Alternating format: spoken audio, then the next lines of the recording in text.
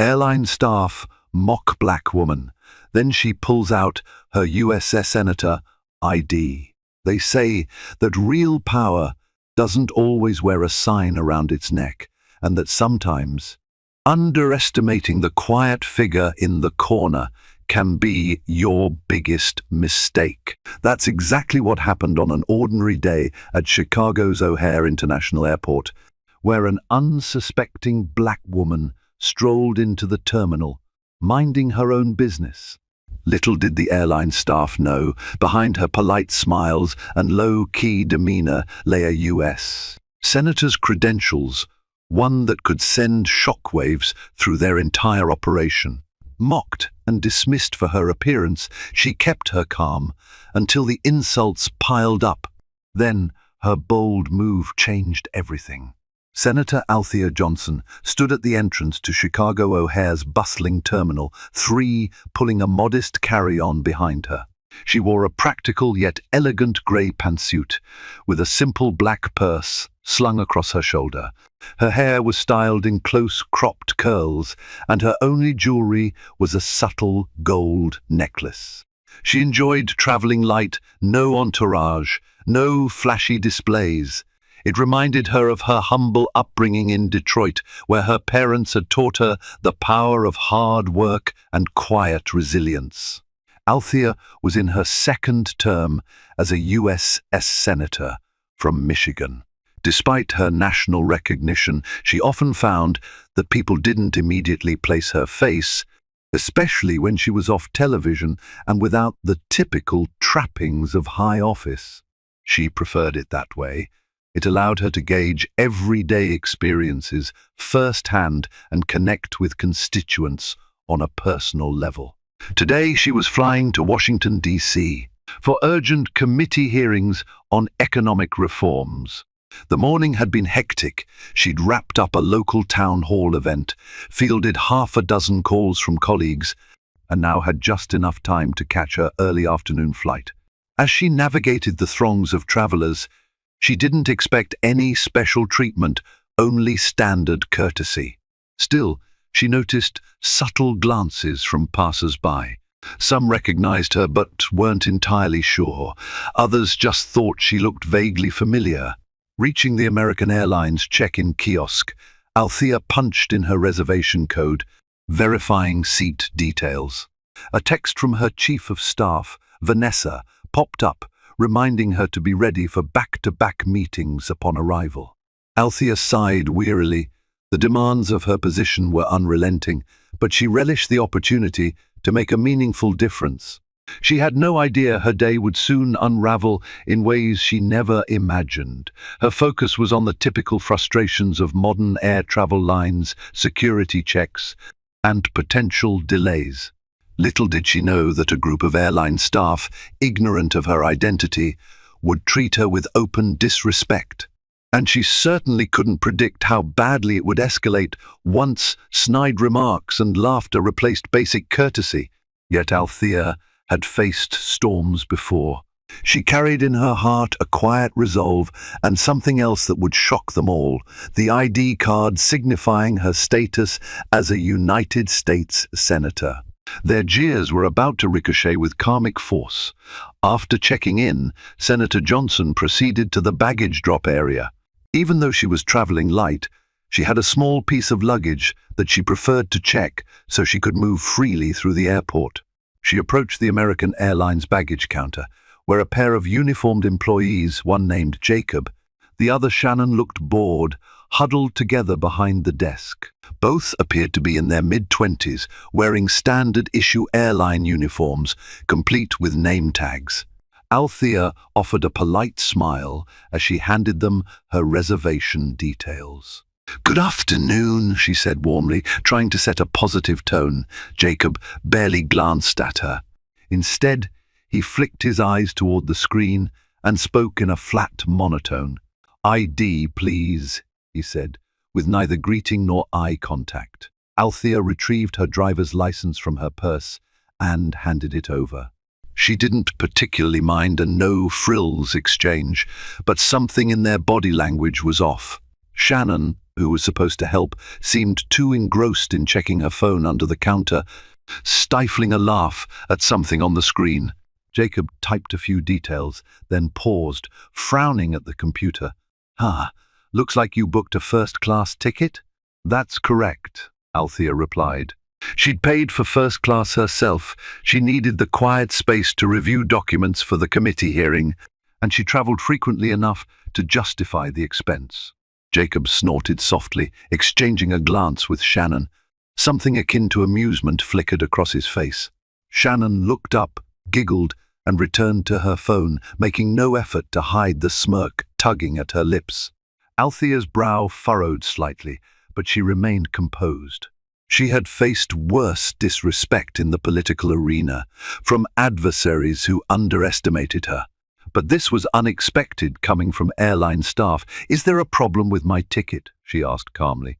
"No, no problem," Jacob murmured, but his tone hinted otherwise. He printed out the baggage tag and handed it over abruptly. "Take your bag to the oversized drop area over there." He pointed vaguely, making it clear he had no intention of assisting further. Shannon's stifled laughter floated in the background. Althea felt a twinge of anger. Still, she swallowed it, took her luggage, and walked away. She reminded herself that courtesy was a two-way street, but some people simply refused to meet you halfway. For now, she let it slide. Yet a small voice inside her whispered that this might only be the beginning of a much larger affront. Not long after, Althea wheeled her carry-on toward the TSA security lines.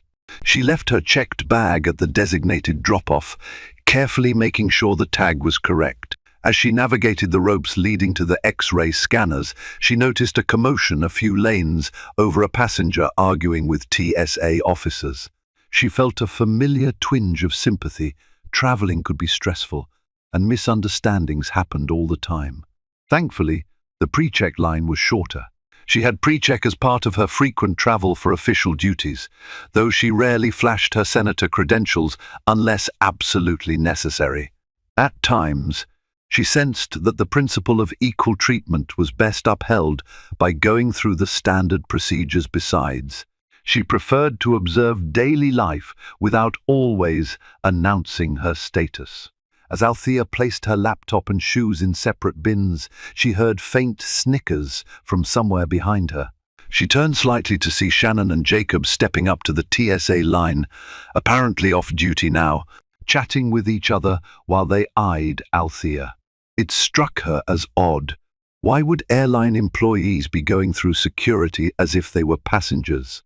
Then she recalled that sometimes staff flew as non-revenue passengers to reposition or take advantage of flight benefits.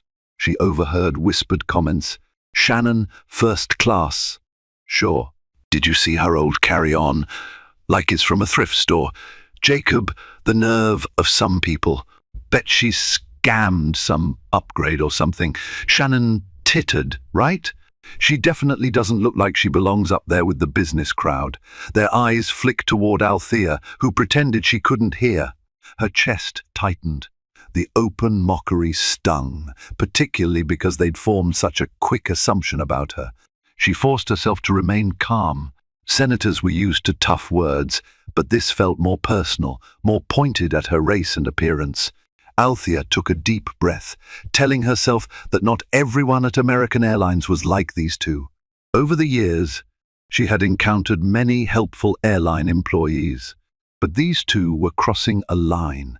She tried to focus on her official obligations waiting in D.C., reminding herself of the seriousness of her role.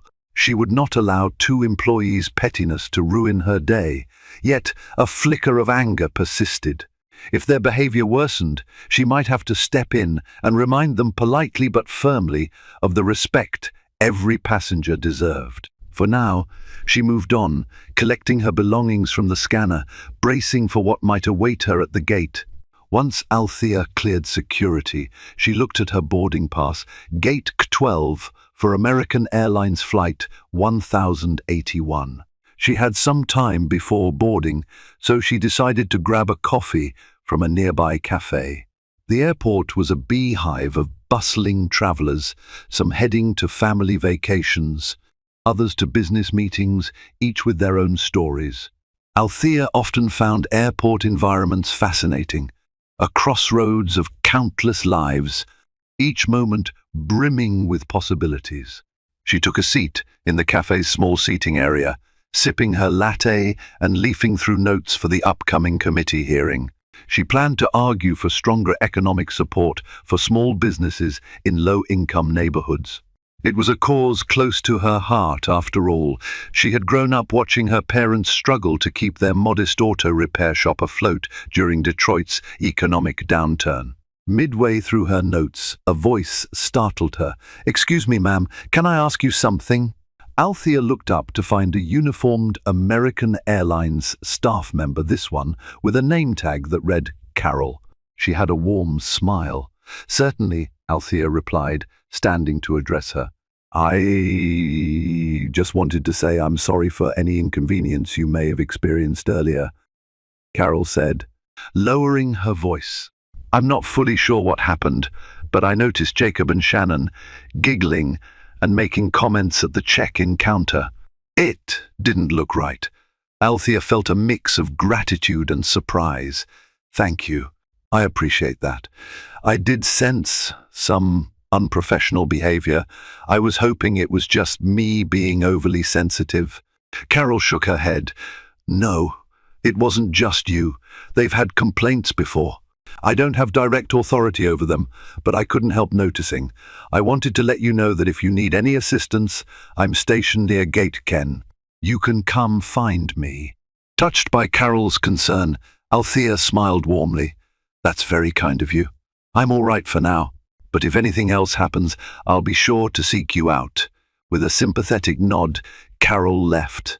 Althea sank back into her seat, feeling a wave of relief that not everyone at the airline condoned such behavior. Perhaps she would never need Carol's assistance. Yet Carol's subtle warning served as a reminder. Something about Shannon and Jacob's attitude might escalate if not checked. Althea wanted to believe the best in people, but she also knew how prejudice, whether subconscious or overt, could fester quickly. She returned to her notes, but the calm she had felt before was tinged with a hint of unease about what lay ahead. Arriving at Gate 12, Althea found the waiting area crowded. The overhead screens displayed flights to various destinations, but hers, Flight 1081 to Washington National Airport, was set to board in 30 minutes. She spotted a seat near the window and settled down, continuing to review her talking points for the committee hearing. Across the aisle, a young mother struggled to calm her restless toddler, while two businessmen in suits were engrossed in a lively debate about market trends. Althea took in the scene with a small smile, remembering that behind every travel schedule lay unique stories and challenges. She was used to observing people, her political instincts always tuned in to the human side of policy work. Then, like a bad omen, Shannon and Jacob appeared at the gate podium, apparently assigned to assist with the boarding process. Althea's stomach tightened. They stood there, scanning the crowd with bored expressions. Jacob was tapping on the computer, Shannon whispering in his ear, occasionally bursting into a quiet laugh. Althea caught a flash of condescension on their faces as they looked around the crowd.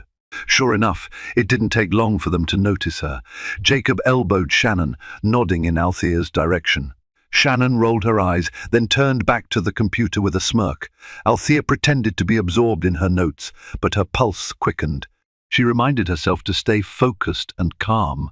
One part of her wanted to approach them and demand respect, but she decided not to escalate things yet.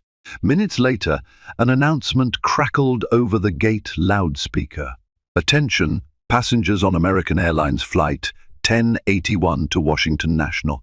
We will begin pre-boarding shortly for passengers with disabilities, families with young children, and active military." Jacob's voice was monotone, but Shannon smirked as she looked in Althea's direction. Althea remained seated, waiting for first-class boarding to be called. She was no stranger to the standard procedure. yet a feeling of apprehension fluttered in her chest. She suspected they might try something. Suddenly, a tap on her shoulder. Althea turned to see a passenger pointing to the seat next to her, which she had used to set down her briefcase. "May I sit here?" the passenger asked politely. "Of course," Althea replied, moving her briefcase to her lap. She placed her phone, wallet, and boarding pass inside, mentally preparing for potential chaos. The clock was ticking toward boarding. If Shannon and Jacob intended to cause trouble, she would soon find out she was next to board among the first-class group. Little did they know the real shock was yet to come. Althea arrived at Gate 12 to discover it abuzz with the usual pre-boarding bustle, families corralling young children, business travelers typing furiously on laptops, and tired-looking tourists leaning against rolling suitcases. The overhead screens announced a slight delay, but a staff member soon corrected it. In her experience, such minor shifts were common enough not to warrant concern. She scanned the gate area for a place to sit. Most of the available seats were taken, so she opted to stand near a large window, quietly reviewing the documents she needed for her upcoming Senate committee session.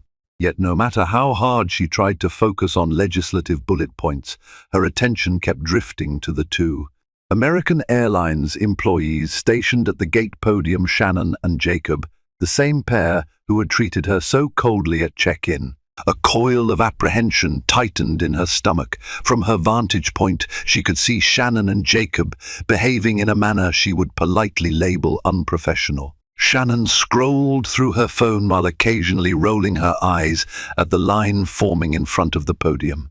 Jacob half-heartedly fielded questions from passengers, never once looking up with a welcoming smile. Whenever the two paused to speak to each other, they exchanged private smirks or hushed laughs, shooting quick glances around them. Twice, Althea noticed them casting sidelong looks in her direction. Trying to maintain her composure, she reminded herself that she'd long ago learned the art of endurance in uncomfortable public situations. In the Senate, she faced combative colleagues and high-stakes debates daily, yet this scenario felt personal. She had simply arrived, dressed in her usual understated but professional attire, only to be labeled a target by strangers who knew nothing about her except their own misguided assumptions. An announcement soon crackled over the loudspeaker. Passengers requiring extra time or with small children may now board. Mothers, fathers, and toddlers congregated around the jet bridge. Althea exhaled slowly, knowing first-class boarding was next. This was the moment she dreaded, having to face Shannon and Jacob again. Sure enough, after the families were through, Jacob cleared his throat and spoke into the microphone with a perfunctory tone. "We will now begin boarding for our first-class passengers and executive platinum members on American Airlines Flight 1081 to Washington National." Shannon stood beside him, posture rigid, scanning the waiting crowd as if challenging someone to dare step forward. Althea gathered her carry-on bag and took her place in the short first-class line. She was fourth in line, behind an older couple wearing matching beige windbreakers and a business traveler juggling two phones. It was a small queue, exactly what she expected for a midday flight. As they inched toward the gate podium, she could hear Shannon and Jacob's voices more distinctly. "Oh, look who's here," Shannon muttered under her breath as Althea drew near. Jacob gave a quiet snicker. The older couple in front of Althea glanced back curiously, clearly picking up on the tension. But they proceeded without incident. Shannon and Jacob scanned their boarding passes with no issue, nodded, and let them through. Then it was Althea's turn. Shannon took Althea's boarding pass and stared at the screen with exaggerated scrutiny, as if searching for a hidden flaw. Meanwhile, Jacob craned his neck to peek at Althea, an expression hovering between smugness and doubt. "Miss Johnson, is it?" Shannon asked, arching a brow. "That's correct," Althea said evenly, offering a brief nod. Her voice was calm but firm. "First-class seat. I see," Shannon continued, scanning the details. She let the words hang in the air, loaded with an unspoken question. Why would you, of all people, be in first class? Yes, Althea repeated, refusing to rise to the implied challenge. She had purchased this seat fair and square, just like any other passenger who wanted extra space to work.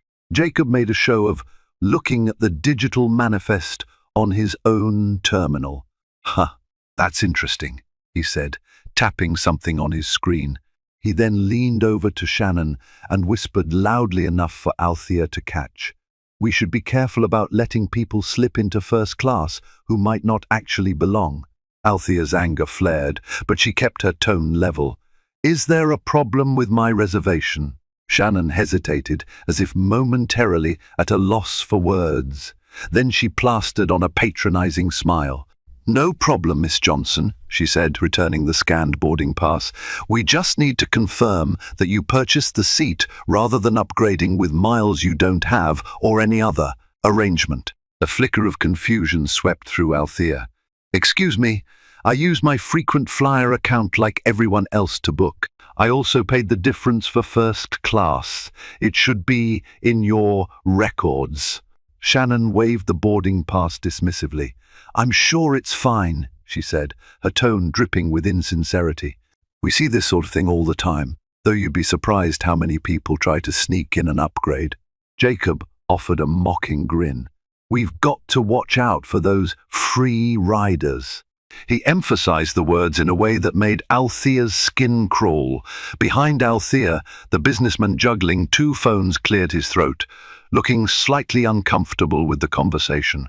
But Shannon and Jacob barely spared him a glance, too fixated on undermining Althea.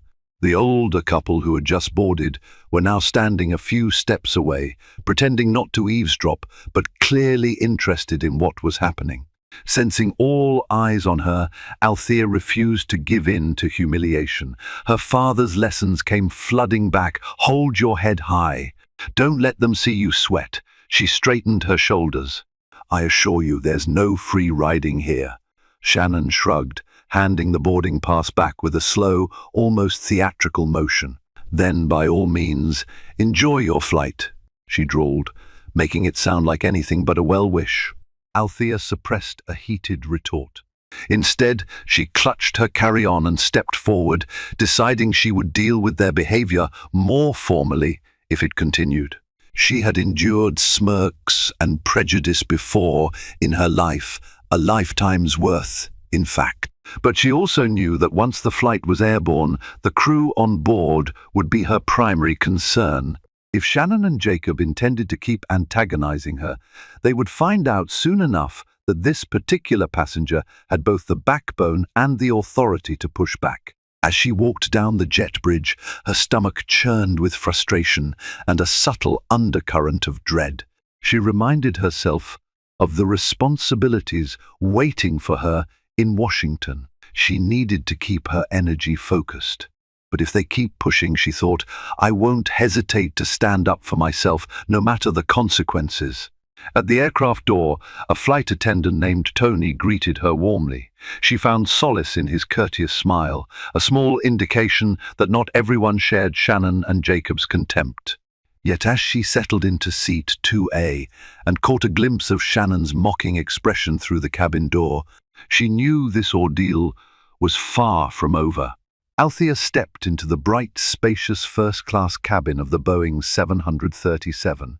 The plush, oversized seats offered a modicum of comfort ideal for working through a flight. She settled into seat 2A and quickly stowed her belongings in the overhead bin. Her phone buzzed with messages from her staff, but she took a moment to compose herself. She could still feel the sting of Shannon's and Jacob's scornful words. As she buckled in, Tony approached, his demeanor kind. Good afternoon. May I offer you a drink before takeoff? We have water, juice, or champagne. Althea offered a polite smile, appreciative of his warmth. Just water for now, thank you. He nodded and returned moments later with a chilled bottle of water and a plastic cup. Althea thanked him quietly, inwardly grateful to have at least one flight attendant treating her with respect. Passengers continued filing into first class, stowing bags, settling down. She recognized a few from the gate-line business travelers, a couple traveling for leisure, the mother with the infant. Then, to her surprise, Shannon and Jacob entered the first-class cabin. It wasn't unusual for gate agents to board for last-minute tasks or to coordinate with crew, but they seemed determined as they made a beeline for Tony. Althea pretended to focus on her phone, but her peripheral vision kept track of them. She watched as Shannon whispered something to Tony, who frowned, his gaze sliding toward Althea. Jacob stood behind Shannon with crossed arms. Tony held up a hand as if to say, "Calm down," but Shannon kept talking, her tone growing more insistent. Finally, Tony nodded, seemingly to placate them, then approached Althea's seat. "Miss Johnson?" he asked softly, though the entire cabin could probably hear. She looked up, noticing the curious stares of other passengers. "Yes," Tony glanced back at Shannon and Jacob, then leaned closer. "They're concerned about your boarding pass. They claim, they want to verify that you're indeed booked in first class." He sounded uncomfortable, as though forced to repeat a request he found improper. Althea felt a sharp jolt of disbelief. "I've already shown my boarding pass at the gate. Why is there a question now?" Tony hesitated, obviously torn. "I'm sorry, ma'am. They said there was an error on the manifest, and they need to double-check. Could I see your pass again, please?" Jaw tight, Althea produced the pass from her phone's wallet app. Tony scanned it with a handheld device. Moments later, it beeped, indicating a valid match. Tony looked relieved, turning to Shannon and Jacob. "She's fine. Seat 2A is confirmed, no errors." But Shannon's eyes narrowed at Althea, and Jacob shook his head, as if unconvinced. The tension hung thick in the air. Althea took a breath, deciding to remain calm one more time. Yet her patience was nearing its limit, and the time was fast approaching for her to reveal who she truly was. With Tony's reassurance, the rest of the first-class passengers took their seats. Shannon and Jacob lingered in the aisle, an odd sight since gate agents usually left as soon as boarding closed. Althea noticed the flight crew exchanging perplexed looks. One attendant, an older woman named Linda, quietly asked Shannon if there was a situation. Shannon waved her off, muttering something about just making sure everything's in order. Althea felt every muscle in her body tense. She had done absolutely nothing to warrant this scrutiny, yet their suspicion seemed locked onto her. It was more than a simple mistake or bureaucratic mix-up. It was personal, tinged with the microaggressions. She recognized all too well. Across the cabin, a couple of other passengers whispered, shooting glances at Althea. She realized that, to an outsider, the scene might look like she'd committed some offense. She was torn between indignation and the instinct to keep her composure. In the back of her mind, she considered pulling out her Senate ID. But part of her bristled at the notion. Why should she have to prove her worthiness? Shouldn't respect and courtesy be granted to every passenger?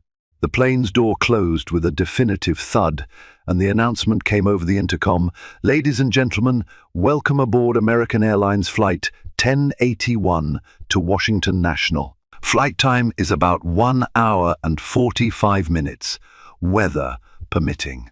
Shannon and Jacob finally turned to leave, but before they did, Shannon shot one last glance at Althea, shaking her head with a smirk. Jacob whispered something and chuckled, leaving Althea with a simmering anger in her gut.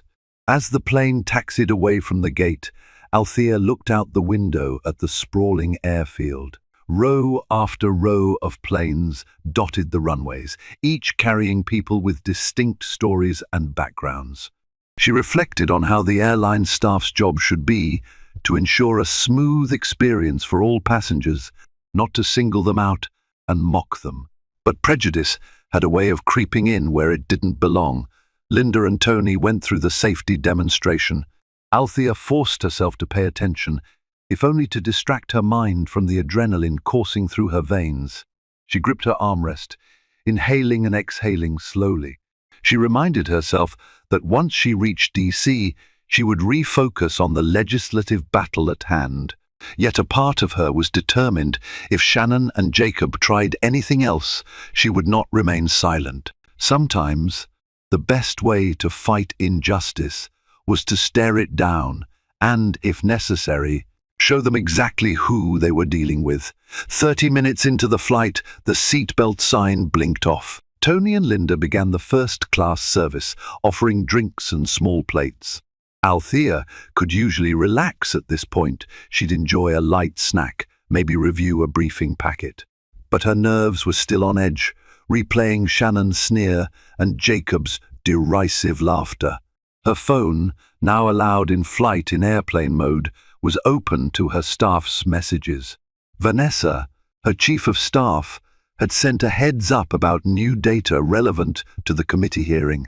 Althea tried to immerse herself in the numbers, but a soft chime over the intercom distracted her.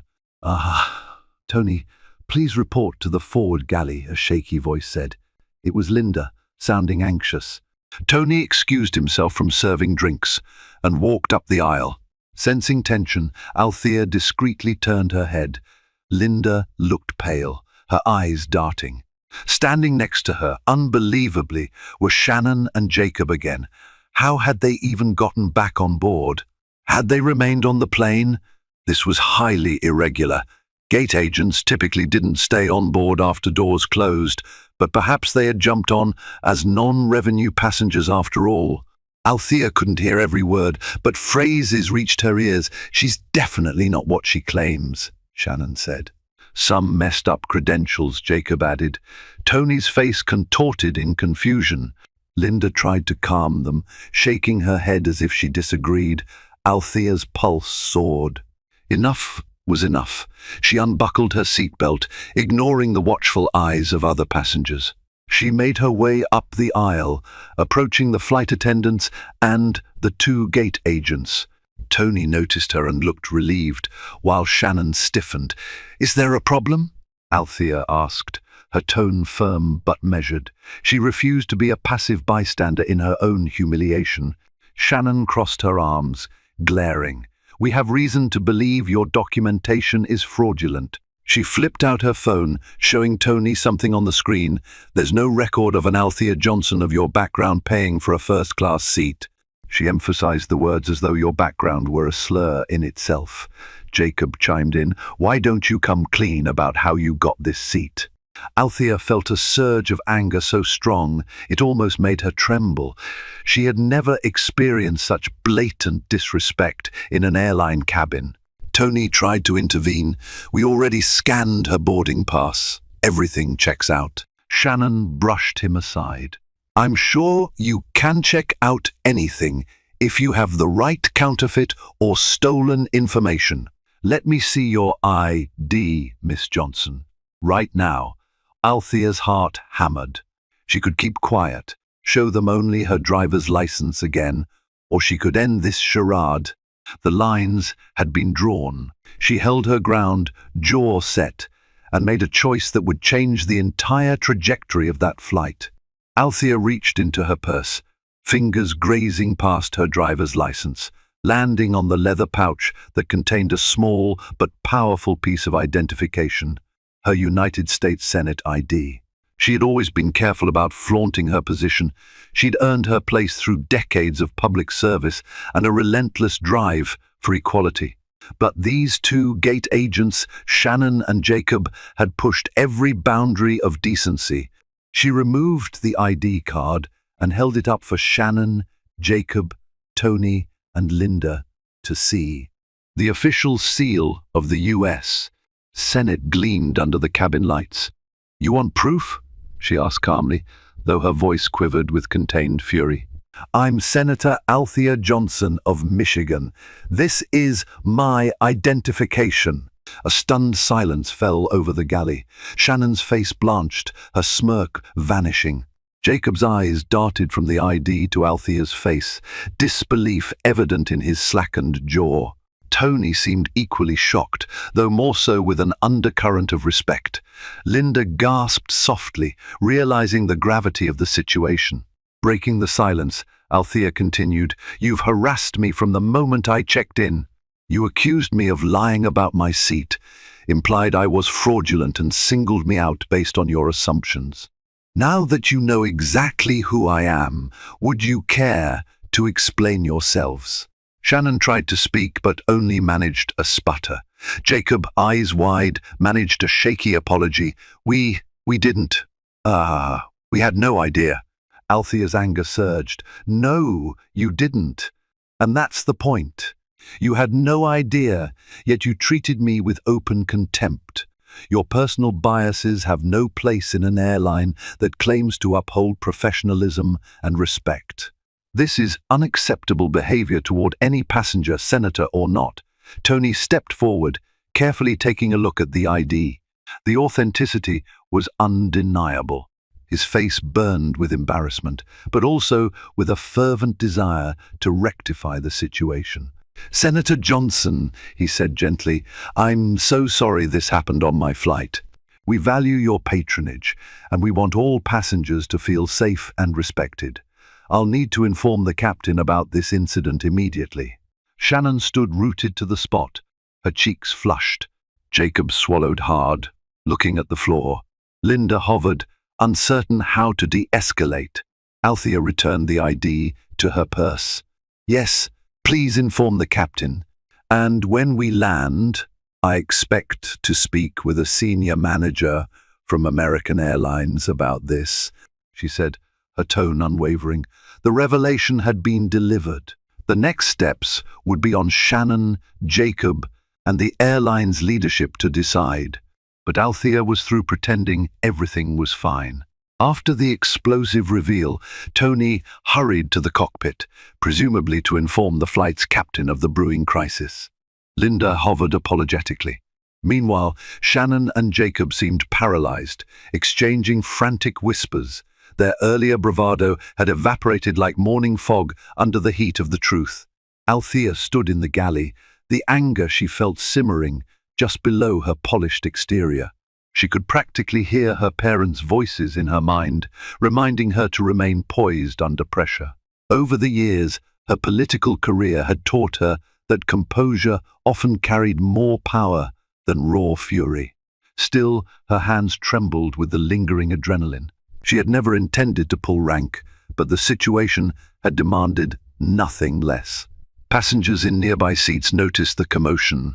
Some recognized her name now that it was spoken aloud. A soft murmur rippled through the first rows of economy, where curious eyes peered over seat backs. Althea realized that the scene was quickly morphing into a mini public spectacle. Finally, Tony returned, motioning for Althea. "Senator Johnson, the captain would like a word with you in the forward galley." She nodded and followed him, passing by Shannon and Jacob, who stood aside. She caught a glimpse of shame on their faces, but felt no sympathy at that moment. In the narrow corridor, Captain Rose Hernandez stood waiting, an authoritative figure with a crisp uniform and a calm, collected demeanor. "Senator Johnson," she began quietly, "I was just briefed on the situation. Let me start by sincerely apologizing on behalf of American Airlines. This is unacceptable. We aim to treat every passenger with dignity, and you, in particular, should never have been subjected to this." Althea raised a hand gently. "Captain, I appreciate your immediate attention, but I want to make it clear. I expect accountability for Shannon and Jacob. They've harassed me repeatedly, not just once. Whether I'm a senator or not is irrelevant. No passenger should have to endure this sort of behavior." Captain Hernandez nodded, her expression earnest. "I agree. I will contact our operations team as soon as we land. We'll have a representative meet you at the gate. I assure you we take these complaints very seriously." A sudden jolt of turbulence shook the plane, momentarily punctuating the conversation. Althea steadied herself against the galley's counter. "Thank you," she managed, regaining balance. "I'll return to my seat now." As she walked back through the aisle, she felt a range of gazes upon her: pity, respect, curiosity, even confusion. The entire cabin buzzed with tension, and there was still an hour left before they reached Washington. But Althea had taken a stand. Now she had to see it through. When Althea returned to her seat, Tony discreetly pulled her aside. "Senator, do you mind if Shannon and Jacob offer you an apology?" he asked softly. "They insist on speaking with you." She weighed her options. Part of her wanted nothing more to do with them, but she also knew that public figures like herself often had to navigate delicate situations with grace. "All right," she said with a measured nod. "They can come here, but I'm not in the mood for excuses." Moments later, Shannon and Jacob appeared, looking like scolded children forced to apologize in the principal's office. Shannon opened her mouth first, but no words emerged. Jacob cleared his throat. "Senator Johnson, we're really sorry about the misunderstanding. We had some irregularities on the passenger manifest." Shannon jumped in, her eyes darting nervously. "We didn't mean any harm. We just thought someone might be using a fake identity to get a free upgrade. It happens sometimes, you know." Althea's gaze was steady. "So you immediately assumed I was committing fraud because—" Shannon's face flushed. "We, didn't recognize you, and your seat assignment flagged in our system. That's all." Althea inhaled slowly. She had encountered these half-baked excuses many times in politics and in life. "Whether or not you recognized me shouldn't matter.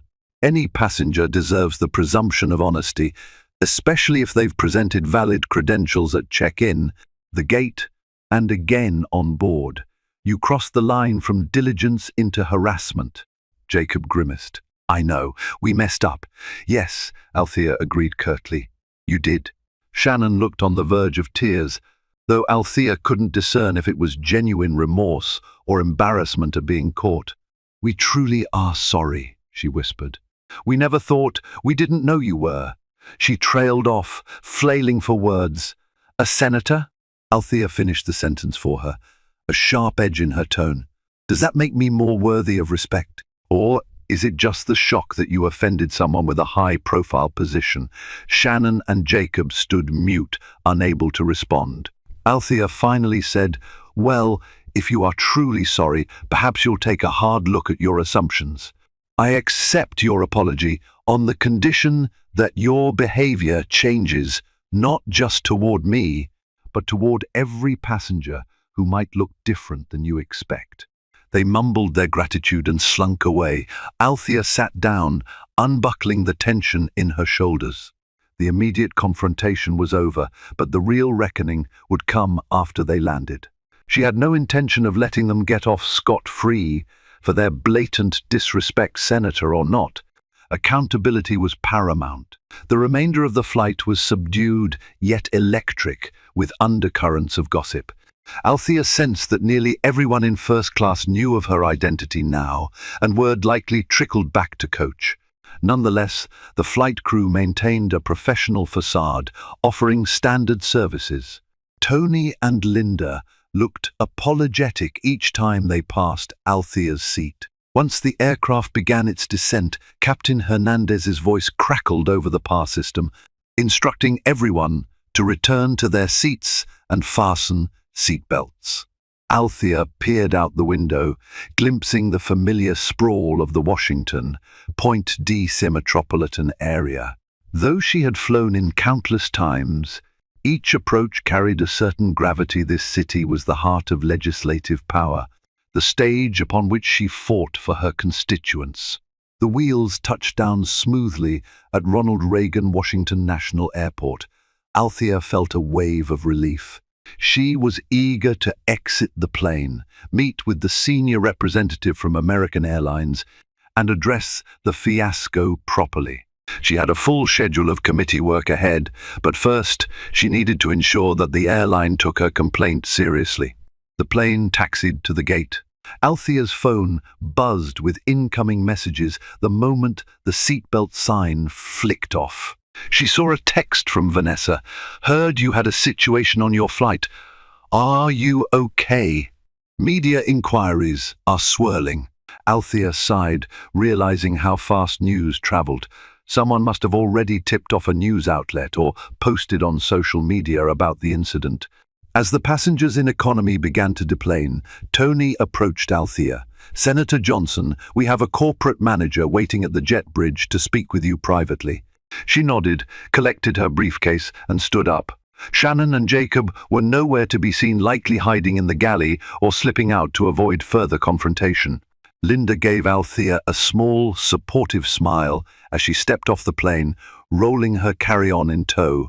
Exiting the aircraft, Althea immediately spotted a woman in a crisp navy suit with the American Airlines logo on her lapel. Her name tag read Rachel Smith, Customer Relations Manager. She wore a pinched expression of concern as she extended her hand. "Senator Johnson, I'm Rachel Smith. I'm here to address the incident that occurred on your flight."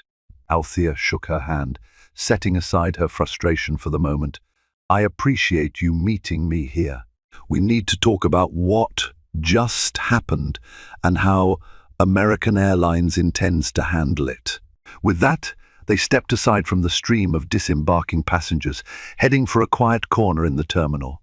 The next phase of accountability was about to unfold. In a small seating area near the gate, Althea took a seat across from Rachel Smith. The customer relations manager pulled out a tablet, ready to take notes. "Senator Johnson, first and foremost, on behalf of American Airlines, I extend a sincere apology for any disrespect you encountered. We strive to ensure every passenger feels welcome, and I'm disheartened to learn of your experience." Althea nodded, appreciating the direct acknowledgement. "Thank you, but an apology is just the first step. Shannon and Jacob repeatedly harassed me, questioned my legitimacy, and mocked my presence in first class before and during the flight. They only backed down once I presented my Senate ID." Rachel sighed, tapping a few notes on her tablet. "I'm already aware of the key points from the flight crew's initial report." The captain filed a brief statement as well. "May I ask, do you want to file a formal complaint, or are you considering legal action?" Althea's jaw tightened. "I want to file a formal complaint. I also want to make sure these employees face disciplinary measures and undergo training to prevent this from happening again. Whether I consider legal action will depend on how the airline responds." Rachel's face remained professional, though Althea could see flickers of tension. "I understand. We take these matters seriously. Shannon and Jacob will be placed on immediate suspension while we conduct a thorough investigation. If found responsible for violating our code of conduct, especially regarding discrimination, they could be terminated." Althea let that sink in. She wasn't out for blood, but she also believed that real change required real consequences. "I hope the investigation is swift and fair. I'm a public figure, yes, but no passenger should have to endure their behavior. I've endured racial bias my entire life. I'm not about to let it slide without accountability." Rachel nodded firmly. "Absolutely.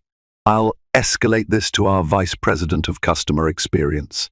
As part of our remediation, we'd also like to offer you a complimentary round-trip ticket on American Airlines or a refund for your current travel costs." Althea waved a dismissive hand. "I'm not looking for freebies. I just want the airline's culture to change, so that next time someone who doesn't fit the mold of a first-class passenger isn't treated like a criminal." Rachel paused, her gaze solemn. "That's our goal too, Senator Johnson. I'll keep you updated on the investigation. In the meantime, please accept our apology and rest assured we are addressing this matter at the highest levels of management." With that, Althea concluded their meeting. She had a schedule to keep in the Senate, but she knew this issue was far from resolved.